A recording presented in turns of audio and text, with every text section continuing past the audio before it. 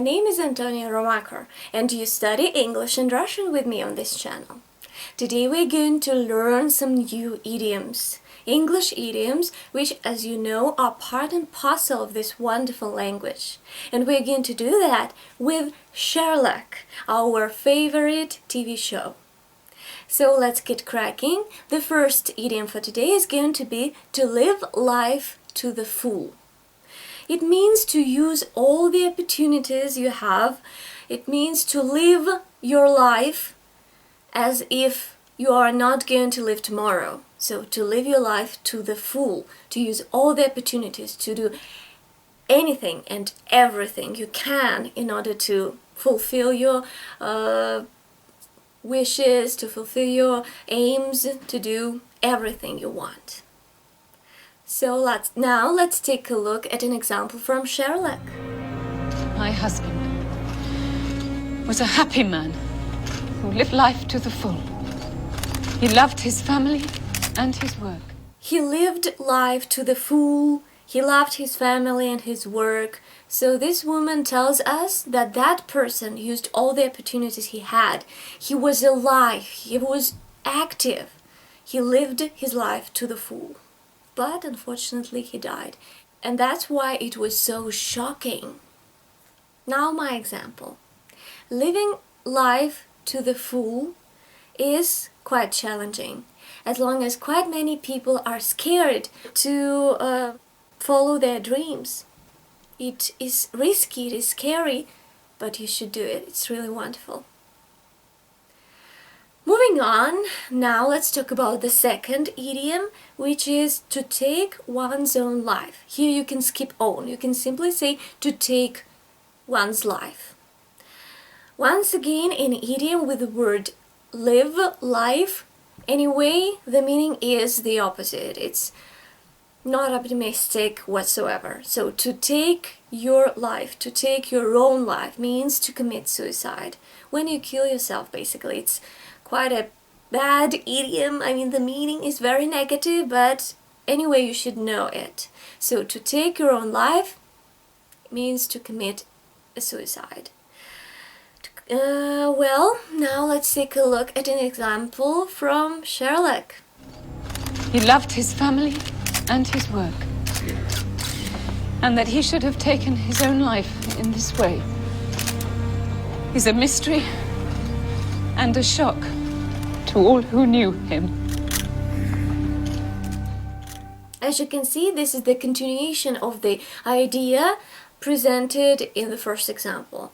So this woman is talking about a man who lived his life to the full, who was active, who was alive, but suddenly, well, he took his own life, and it is shocking.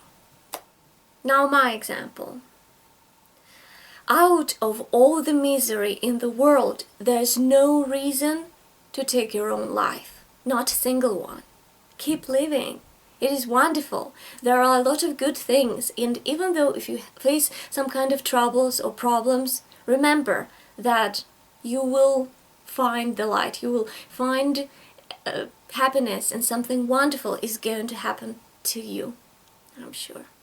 Anyway, now let's talk about some more positive things. The next idiom is much more positive and bright. So it is on the house. It's very popular. And I'm almost sure that you know the meaning, but anyway, let's talk about it. So on the house means that something is paid for by the management of a hotel or a bar. So something like this. Yeah. Now let's take a look at an example from the series. Sherlock, anything on the menu, whatever you want, free, on the house for you and for your date. Do you want to eat? I'm not his date. This man got me up.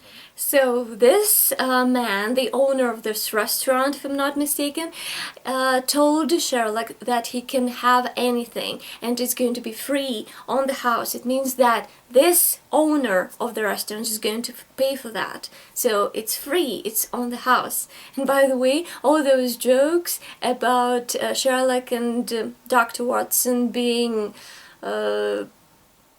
a gay couple are so funny. Moving on to the next example. Sorry, now my example. So, almost any pretty girl can have a drink on the house, but what about handsome man? I guess that as long as the bartender is a woman, then a handsome man can get a drink on the house. Let's continue and move on to the next idiom, dead man walking. Well, as usual, we should not understand this idiom literally. We are not talking about dead people here. No, it's just an idiom. So the meaning is that somebody is in great trouble, and this person will certainly get punished. So a dead man walking. If you are a dead man walking, it means that you have done something bad and you are in great trouble, and you will get punished for that. Now let's take a look at an example from Sherlock.